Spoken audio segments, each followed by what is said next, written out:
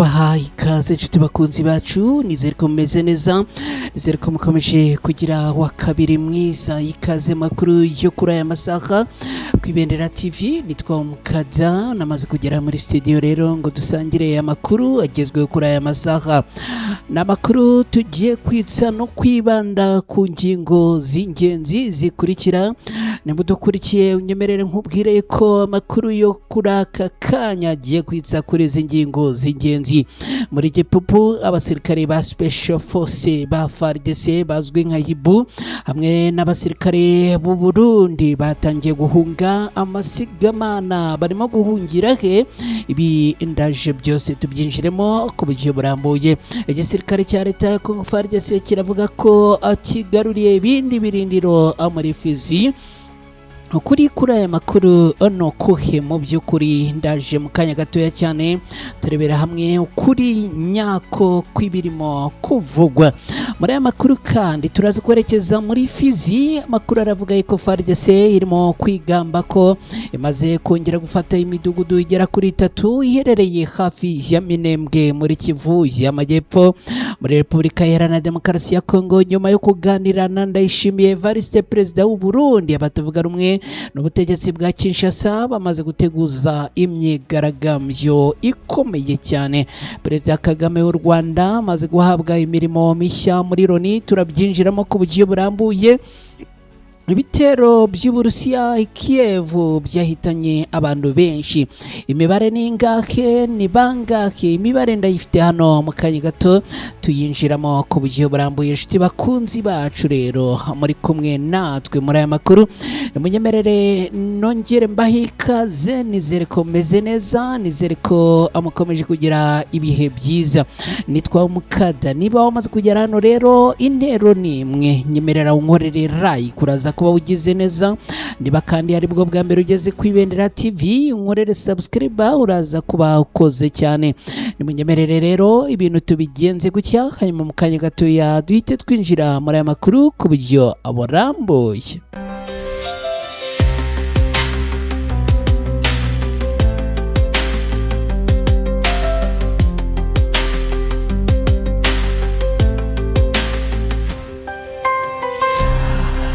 Alright, nanone nongeye kubaha ikaze mwese inshuti bakunzi bacu mudukurikiye muri aya makuru.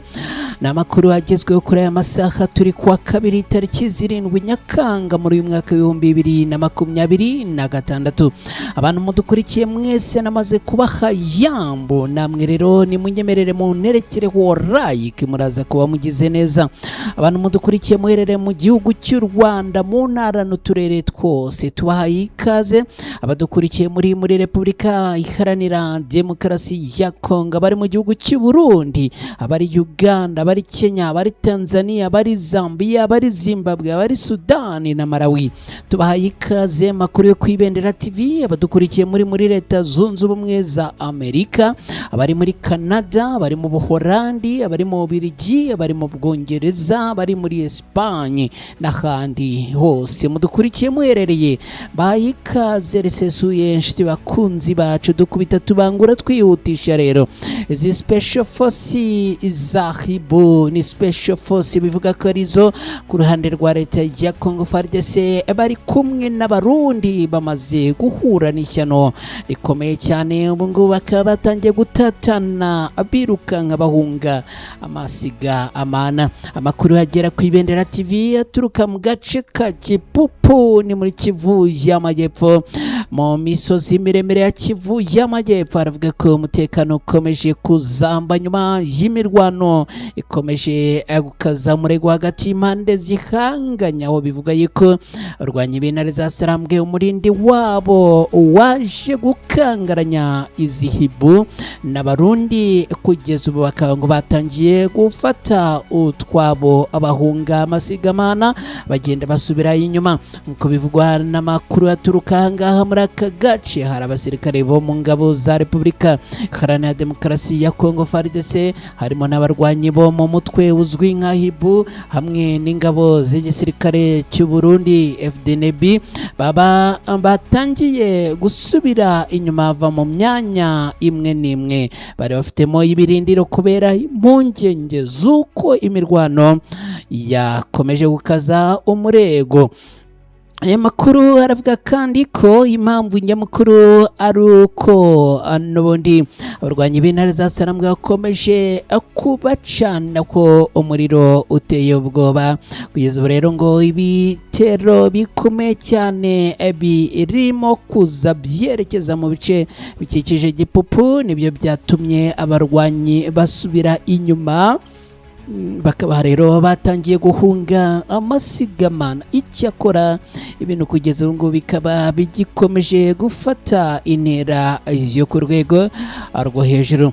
Bakunzi ba Ibendera TV, munyemerere mbabwire ko abaturage batuye hafi y'aho mu Gipupu baravuga ko bakomeje kugira impungenge n'ubwoba bw'umutekano wabo, kuko imirwano yakunze gutuma benshi bahunga ingo zabo ndetse ibikorwa by'ubucuruzi n'ubuhinzi biradindira. Abasesenguzi mu by'umutekano mpuzamahanga baravuga ko ibice bya Gipupu na Minembwe n'ibihakikije bikomeje kuba ahantu harimo kubera urugamba rw'injyanamuntu muri iyi minsi, ari nayo mpamvu amakuru ava muri utu duce akwiriye kugenda ashyirwaho akadomo gakomeye cyane, abantu bakabyibazaho.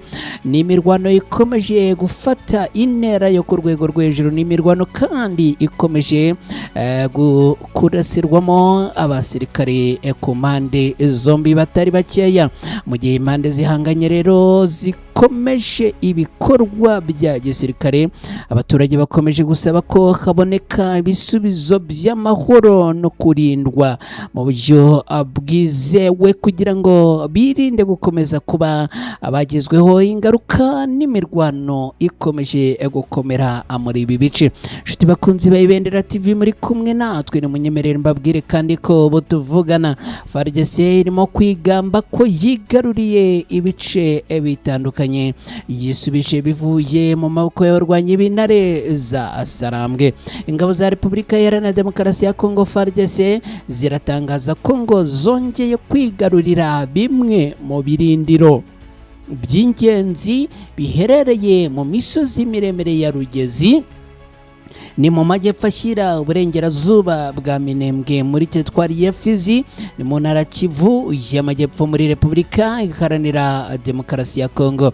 Mu itangazo rimaze gushyirwa ahagaragara n'umuvugizi w'ibikorwa bya gisirikare bya Sukora ya kabiri muri Kivu y'Amajyepfo, ni Suretona Rigani Mbuyi Karonji, aravuga ko FARDC ngo yafashe ibirindiro bya Kimete ku Wihene na Kashamata. Ibi ngo bikaba bije nyuma y'ibikorwa bya gisirikare byari bigamije gusubiza inyuma abo bahanganye. Kugeza ubu kandi FARDC iratangaza ko iki gikorwa cyabaye nyuma y'icyo yise gusubira inyuma kw'igihe gito kw'ingabo zabo mu bice bimwe na bimwe by'ako karere. Urugero rujyanye n'iyi nkuru, FARDC iravuga yuko ngo ibice yavuyemo, ni ukuvuga nka Pwezero, ngo ni ugusubira inyuma by'akanya gato, hanyuma kandi igatangaza yuko ngo yigaruriye ibi bice bigera kuri bitatu. Ni birindiro byavuzwe biherereye mu gace ka Rugezi, aho ingabo zatwirwano zifatanyije n'abarwanyi ba Alliance Fleuve Congo 23 bivuga yuko bafashe mu kwezi kwa gatatu mu mwaka ushize 2025, kandi ko zigikomeje kuhagenzura. Gusa abakurikiranira hafi iby'aya makuru baribaza ngo ese ukuri ni ukuhe? Amakuru yatangajwe na FARDC akaba akomeje kuvuguruzwa n'abantu bakurikiranira hafi ibijyanye n'imirwano yo muri aka gace. Baravuga ko ibyo byatangajwe bidahuye neza n'imiterere nyayo y'ibiri kubera ku rugamba. Aba bakurikiranira hafi ibibera muri aka karere baravuga ko ibice FARDC yavuze ko yigaruriye atari imijyi cyangwa ahantu hatuwe cyane hashobora kugira impinduka ikomeye ku mikorere y'imirwano, ahubwo ko ngo ari imisozi imwe n'imwe ndetse n'ahantu hadatuwe cyane. Ku bwabo kugenzura ibyo bice ngo ntibihindura ku buryo bukomeye isura rusange y'imirwano ikomeje kubera mu misozi miremire ya Minembwe. Baravuga kandi ko two duce twose twavuzwe na FARDC tugikomeje kugenzurwa n'abarwanyi batwirwaneho umutwe witwaje intwaro uvuga ko urwanirira umutekano ku nyungu z'abanyamurenge batuye muri aka karere. Andi makuru akomeza avuga ko ibintu bihagaze ku kibuga cy'imirwano bitandukanye n'ibyo FARDC yatangaje, aho bivuga ko ingabo za FARDC n'abafatanyabikorwa bazo bakomeje gusubira inyuma berekeza mu cyerekezo cya Baraka nyuma y'uko twirwaneho ifatanyije na Alliance Fleuve Congo 23 bafashe agace ko kwa Murima ndetse no mu nkengero zako. Bamwe mu bakurikiranira hafi bijyanye n'imirwano ahangaka baravuga ko iki gikorwa cyatumye FARDC n'abafatanyabikorwa bayo batakaza bimwe mu birindiro byari bifite akamaro mu misozi miremire ya Minembwe, bigatuma bamwe mu basirikare babo berekeza mu bice biri hafi y'ikiyaga cya Tanganyika, cyane cyane mu cyerekezo cya Baraka. FARDC ikaba yashinje Alliance Fleuve Congo 23 ibitero by'indege zitagira abapilote, aho ku ruhande rwa FARDC bavuga ko abarwanyi b'intare za Sarambwe bakoresheje indege zitagira abapilote zo mu bwoko bwa TB2 na TB3 mu kugaba ibitero mu bice bya Abidjag.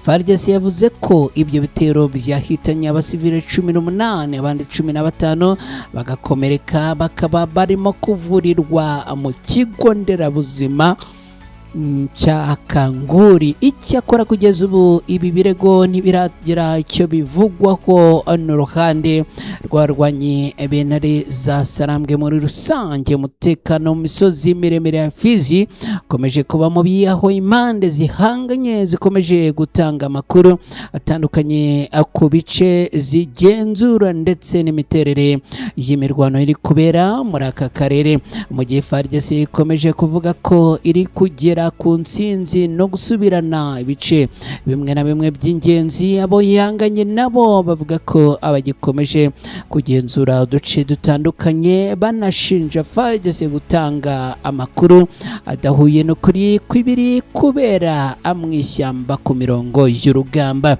Ku rundi ruhande abashyigikiye twirwanaho bavuga ko uwo umutwe ukomeje kugenzura harimo Minembwe, abaturage batangiye kubona impinduka mu mutekano. Bavuga ko bamwe muri bo ubu babasha kuryama bagasinzira mu mahoro ugereranije n'ibihe byabanje. Inshuti bakunzi ba Ibendera TV, mukiri kumwe natwe muri aya makuru, nimunyemerere dukomeje twerekeze no muri iyi nkuru ikomeye cyane, ariko mbere yo kuyinjiramo ku buryo burambuye nyemerera nongere nkwibutse ko turi makuru agezweho kuri aya masaha ku Ibendera TV. Njye nitwa Mukada, namaze kwinjira muri studio za Ibendera TV. Niba turi kumwe rero nyemerere unkorere like, kuraza kuba ugize neza. Niba ari bwo bwa mbere ugeze hano unkorere subscribe, uraza kuba ukoze cyane. Abadukurikiye mwese rero nimunyemerere mbabwire yuko igisirikare cy'u Burundi FDNB kimaze gusabwa kuva mu mujyi wa Uvira byihutirwa kandi vuba na bwangu. Wahoze ari Vice Perezida wa Repubulika Iharanira Demokarasi ya Kongo yitwa Azarias Ruberwa amaze kwirukana burundu ingabo z'igihugu cy'u Burundi. Akaba yavuze ko ubufatanye bwa guverinoma ya Repubulika Iharanira Demokarasi ya Kongo n'ingabo z'u Burundi mu bikorwa bya gisirikare mu misozi miremire ya Minembwe bwarushijeho gukaza umutekano muke, akaba amaze gusaba ko izo ngabo zikurwa mu mujyi wa Uvira ndetse no ku butaka bw'iki gihugu zigasubizwa iwabo abyihutirwa. Mu kiganiro Ruberwa yatanze yavuze ko buryo guverinoma ya Repubulika Iharanira Demokarasi ya Kongo yitwaye mu kibazo cya Minembwe butagize inshingano ku rugero runaka. Avuga ko kuva ingabo z'u Burundi zatangira gukorera muri aka gace ikibazo cy'umutekano muke cyarushijeho gukomera. Agira ati ubufatanye bwayo ni ukuvuga ingabo z'u Burundi na guverinoma ya Repubulika Iharanira Demokarasi ya Kongo bwarushijeho gukaza ikibazo. Hari igihe FARDC yoherezaga ingabo nyinshi muri Minembwe zigamije kurinda abaturage no kurwanya mayimayi, ariko kuva abo barwanyi bahawe uburinzi inshingano zarahindutse. Uburundi buvuga ko bwohereje ingabo zabwo mu misozi miremire kurwanya umutwe wa Red Tabara urwanya ubutegetsi bw'u Burundi. Ruberwa icyakora avuga ko ziriya ngabo zikorera aho uyu mutwe uvugwaho gukorera bitandukanye rero ngo na Minembwe yahindutse ikibuga cy'imirwano isanzwe ituwe n'abaturage. Bwana Ruberwa yagaragaje ko niba impande zihanganye zikomeje kurwana kuko zanze kubahiriza agahenge bishobora kumvikana, ariko ko kuba abasivile aribo bari kubigenderamo byo ntago ngo bikwiriye kwihanganirwa ndetse ngo nta nubwo byumvikana. Yavuze kandi ko Minembwe yabaye ishingiro ry'intambara yose mu gihe ku yindi mirongo y'urugamba hagaragaye ituze rishingiye ku gahinge. Yibaza rero impamvu y'imirwano yakomeje kwibanda muri aka gace. Bwana Ruberwa yasabye guverinoma ya Repubulika Iharanira Demokarasi ya Kongo gufata icyemezo cyihutirwa vuba na bwangu cyo gukura ingabo z'amahanga muri Uvira ndetse by'umwihariko ku butaka bw'iki gihugu cya Repubulika Iharanira Demokarasi ya Kongo. Anasaba akanama k'umutekano k'umuryango w'abibumbye ku isi kugira uruhare mu gukemura ikibazo cya Minembwe. Uyu yanongeye gusaba ko hakorwa iperereza mpuzamahanga ryigenga ku byaha bivugwa ko byakorewe abasivile muri Minembwe ndetse hakihutishwa ubutabazi ku baturage bahangaha mu Minembwe. Bivuga yuko abahuye n'ingaruka zikomeye cyane. Kugeza ubu ngubu kandi Bwana Ruberwa aravuga yuko hadakwiriye kumara iminsi izi ngabo z'u Burundi zikiri ku butaka bw'iki gihugu kubera yuko ngo zirimo gutandukanya n'ibyo zahamagariwe. Ikindi kandi ngo nta kintu barimo gukora kijyanye n'umutekano, ahubwo ngo n'ibyari bipfuye kuba bizima byasubiye irudubi kubera abasirikare b'iki gihugu bari ku butaka bwa Repubulika Iharanira Demokarasi ya Kongo. Uyu kandi yamaze guhamagarira ubuyobozi bw'u Burundi kuba bashyira mu bikorwa iki cyemezo n'iki cyifuzo cye bagacyura ababo vuba na bwangu kandi byihutirwa. Ni ubutumwa bukomeye cyane rero Bwana Azarias Ruberwa amaze gutambutsa, akavuga ko impande zose zirebwa n'iki cyemezo zikwiriye guhita zigira icyo zikora vuba na bwangu inzira zikiri nziza. Nshuti bakunzi ba Ibendera TV, munyemerere twerekeze mu ishyamba ku rugamba. Tumanuke Fizi rero turebera hamwe uko ibintu byifashe ubu ngubu tuvugana. Ndagira ngo nkubwire ko muri Fizi ibintu byongeye kuzamba no gufata intera yo ku rwego rwo hejuru. FARDC irigamba ko imaze kwinjira mu midugudu igera kuri 3 yegereye Minembwe. Ingabo za Repubulika Iharanira Demokarasi ya Kongo FARDC ziremeza ko zongeye kwigarurira imidugudu igera kuri 3 yo muri teritwari ya Fizi yari isanzwe igenzurwa n'abarwanyi b'intare za Sarambwe. Ibi ngo bikurikira imirwano yabaye mu karere hagati ya FARDC na twirwano n'abafatanyabikorwa babo mu bice bitandukanye bikikije Minembwe ni muri Kivu y'Amajyepfo. Hagati aho kandi igisirikare cyemeje ko cyatakaje Pwezero akemeza ko cyahavuye mu rwego rw'amayeri y'intambara, nubwo bamwe masesengura ibijyanye n'aya makuru bavuga yuko ibi ari imvugo yo mu itangazamakuru igenewe abaturage, ko iyi atari imvugo yibivuye ku rugamba, nk'uko byatangajwe na Lieutenant Regan Mbuyi, umuvugizi w'ibikorwa bya Sokora ya kabiri muri Kivu y'Amajyepfo. Aravuga yuko ngo imidugudu FARDC yongeye kwigarurira ari imidugudu n'ubundi ngo irimo na Kashamata, ariko ngo bayigaruriye n'ubundi habayeho imirwano ikomeye cyane. Bikavuga rero ko ngo nyuma y'iyi mirwano n'ubundi ngo bagiye gukomeza urugamba, ndetse kandi ngo bakisubiza n'ibindi bice bitandukanye kandi bikomeye byo muri Kivu y'Amajyepfo bambuwe n'abarwanyi b'intare za Sarambwe. Nshuti bakunzi ba Ibendera TV, rero dukomeje n'aya makuru, ni munyemerere twerekeze mu gihugu cy'u Burundi, mbabwire ko ibaturutse ari ibintu bikomeye cyane. Murabareba abagabo b'amakote atandukanye, harimo y'imikara, harimo ameze gute. Abagabo rero nyuma yo kugirana ibiganiro mu gihugu cy'u Burundi, urunyemerere ambwire ko imyanzuro imaze kuvamo igaragaza ko ahubwo imyigaragambyo imaze gutegurwa ikomeye cyane. Nyuma yo kuganira na Ndayishimiye Evariste, abatavuga rumwe n'ubutegetsi bwa Kinshasa bamaze guteguza imyigaragambyo kabutindi. Aba batavuga rumwe n'ubutegetsi bwa Repubulika Iharanira Demokarasi ya Kongo bamaze guteguza abanyekongo bose ko hagiye kuba imyigaragambyo nyuma yo kuganira na Perezida Evariste Ndayishimiye w'u Burundi washakaga kubafasha gukemura ibibazo byabo. Ku munsi w'ejo tariki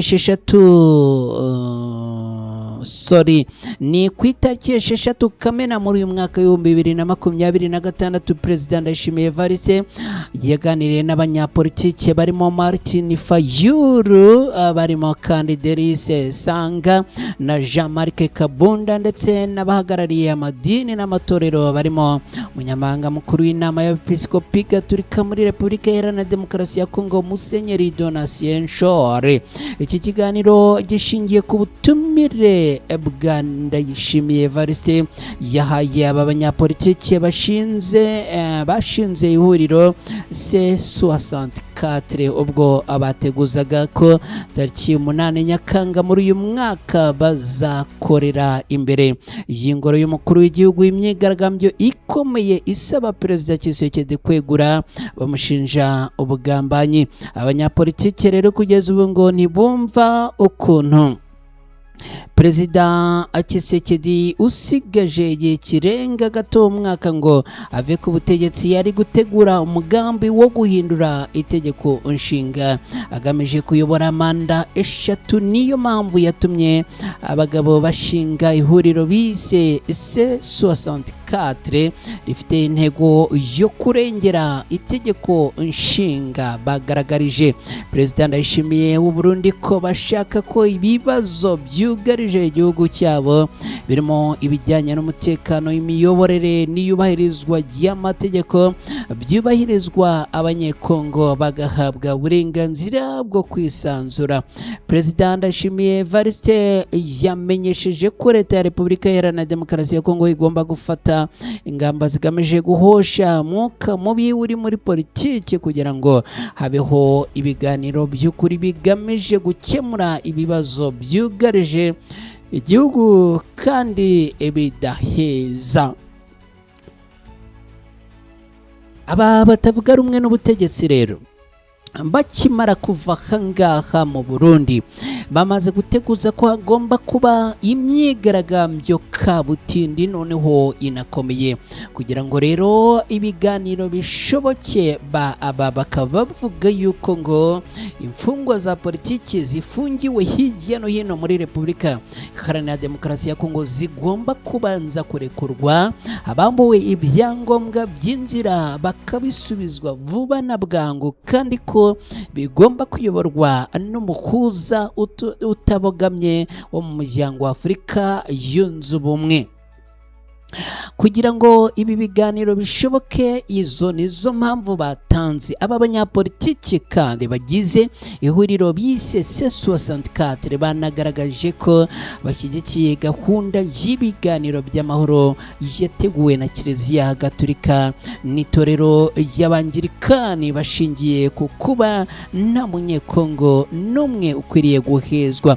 Iyi gahunda yanzwe n'ubutegetsi bwa Repubulika Iharanira Demokarasi ya Kongo kubera ko abanyamadini n'amatorero basabye ko n'abafashe intwaro bitabira. Bikimara kuvugwa gutya rero leta ya Repubulika Iharanira Demokarasi ya Kongo ihita ivuga yuko aba banyamadini tayari ngo bamaze kwiyunga ku barwanyi ba Alliance Fleuve Congo ma 23. Aha akaba ariho rero ibintu byaje gukomerera.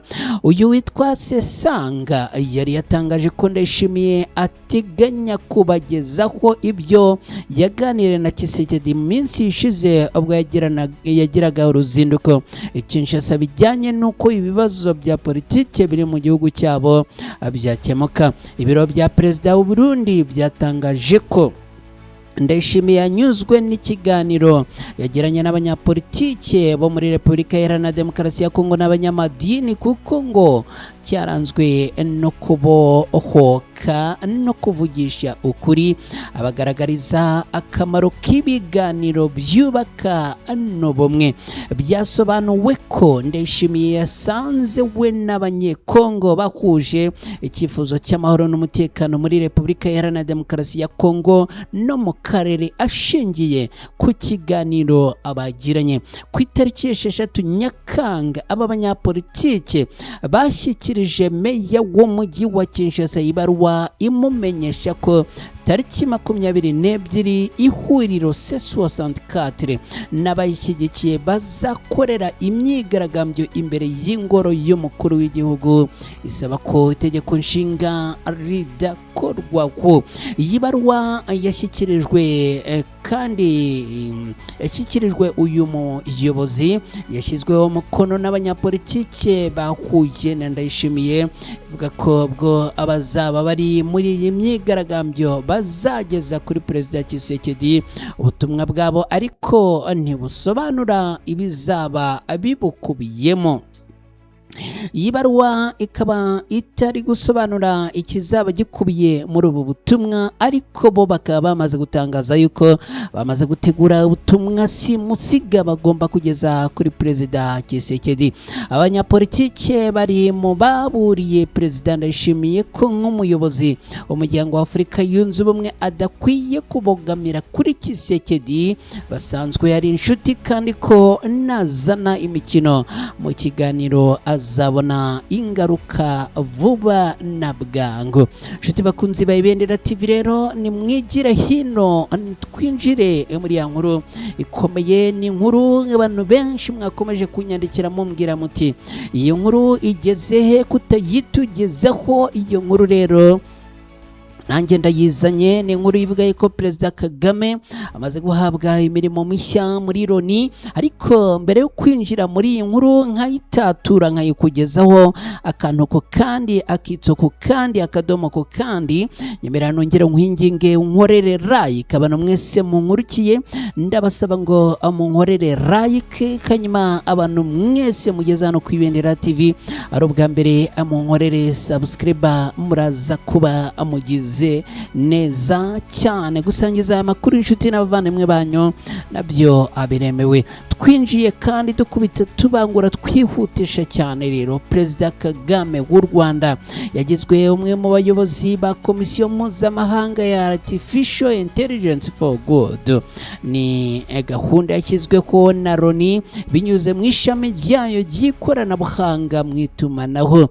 Iyi komisiyo igamije guteza imbere ikoreshwa ry'ubwenge buhangano no kuvuga Artificial Intelligence AI mu gukemura ibibazo byugarije isi no kugabanya ubusumbane mu kugerwaho n'ikoranabuhanga. Perezida Kagame w'u Rwanda kandi azafatanya kuyobora iyi komisiyo na Mark Benioff n'umuyobozi mukuru wa sosiyete y'abanyamerika ya Salesforce, mu gihe umunyamabanga mukuru w'iyi gahunda yitwa Doreen Botany Martin ariwe wagizwe vice perezida wayo executive branch. Komisiyo izaba igizwe n'abanyamuryango 44 baturuka mu nzego za guverinoma, ibigo by'ikoranabuhanga ndetse no mashami atandukanye ya Loni.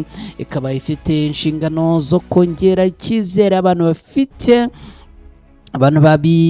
bafitiye Artificial Intelligence, kuyigeza no mu bihugu abikiri mu nzira y'amajyambere no kwihutisha ikoreshwa ryayo mu gushakisha ibisubizo ibibazo bikomeye isi ihanganye nabyo. Perezida Kagame yavuze ko ikoranabuhanga rikwiye kuba igikoresho gifasha abantu. Agira ati ikoranabuhanga rigomba kuba imbaraga zikora ikiza kandi n'inshingano zacu kuyikoresha muri uwo murongo cyangwa muri uwo mujyo. Perezida Kagame agikomeza mu magambo yatangaje akimara guhabwa iyi mirimo, yagize ati dukorane kugira ngo tugabanye ubusumbane no gufasha abaturage benshi kurushaho kungukira ku by'ubwenge buhangano bushobora kugeza kuri buri wese. Perezida Kagame yahawe izi nshingano nyuma y'intambwe u Rwanda rumaze gutera mu guteza imbere ubwenge buhangano Artificial Intelligence. Muri Mata mu mwaka w'2023 u Rwanda rwemeje politiki y'igihugu igenga ubwenge buhangano. U Rwanda kandi rwashyizeho ibiro bya mbere muri Afurika bishinzwe guteza imbere ikoreshwa ya Artificial Intelligence mu buryo buboneye, bikorera muri Minisiteri y'Ikoranabuhanga na Innovation Kigali mu Rwanda. Mu Gushyingo mu mwaka w'2023 u Rwanda rwabaye kimwe mu bihugu bitatu byo muri Afurika byashyize umukono ku masezerano ya Berkeley agamije guteza imbere umutekano mu ikoreshwa rya Artificial Intelligence. Ibindi bihugu byari byayasinye ni Nigeria na Kenya. Mu mwaka w'2025 ni mu mwaka ushize Kigali yanakiriye inama ya mbere mpuzamahanga yiga ku ikoreshwa rya Artificial Intelligence muri Afurika, yahuje abarenga 1000 baturutse mu bihugu 52. Iyi nama yanzuye ko hashyirwaho ikigega cya Afurika kitezweho gushoramo miliyari 60 z'amadolari ya Amerika mu guteza imbere ibikorwa bya Artificial Intelligence. Ubyumve neza, miliyari 60 z'amadolari ya Amerika mu guteza imbere Artificial Intelligence cyangwa se ubwenge buhangano. U Rwanda kandi ni rwo ruyoboye ihuriro Smart Africa rihuza abakuru b'ibihugu 40 byo muri Afurika baharanira guteza imbere ikoranabuhanga no kwihutisha impinduka zishingiye ku ikoranabuhanga ku mugabane. Perezida Kagame yavuze ko Artificial Intelligence ishobora kuzatanga nibura 5% by'umusaruro mbumbe w'igihugu cy'u Rwanda GDP. Kugeza ubu rero artificial intelligence iri gukoreshwa mu buhinzi binyuze muri serivisi zitanga inama ku bahinzi mu Kinyarwanda hifashishijwe WhatsApp na SMS ndetse no mu nzego z'ubuzima n'uburezi. Ikigo Gates Foundation nacyo cyongereye inkunga gitera gahunda za artificial intelligence mu Rwanda akizizamura ivuye kuri miliyoni 7.5 z'amadolari y'Amerika igera kuri miliyoni 17.5 z'amadolari y'Amerika azifashishwa mu mushinga wa Rwanda AI Scaling Hub. Inama ya mbere iyi komisiyo mpuzamahanga izateranira i Geneve mu Suisse hagati ya tariki 7 n'10 Nyakanga muri uyu mwaka 2026 mu nama mpuzamahanga ya Artificial Intelligence for Good 2026 izabera mu cyumweru cyahariwe ikoranabuhanga kizwi nka Geneva Digital Week. No kuvuga Geneva Digital Week. Mu bandi banyafrika bagize iyi komisiyo harimo Ralph Peter umuyobozi mukuru wa MTN Group, Rozani Tijani minisitiri w'itumanaho wa Nigeria na China Rawson ni minisitiri ushinzwe ikoranabuhanga muri Togo, hakaba Emate ya Ferasi wa Namibia, hakaba Ngozi Okonjo Iweala uyobora umuryango w'ubucuruzi ku isi, hakaba na Lerato Dorothy Mataboge ni minisitiri wa Afrika ushinzwe ibikorwa remezo. Bakunzi ba Ibendera TV mudukurikire rero ni munyemerere mbashimire twerekeze ku musozo w'aya makuru. Mwakoze cyane kubana natwe.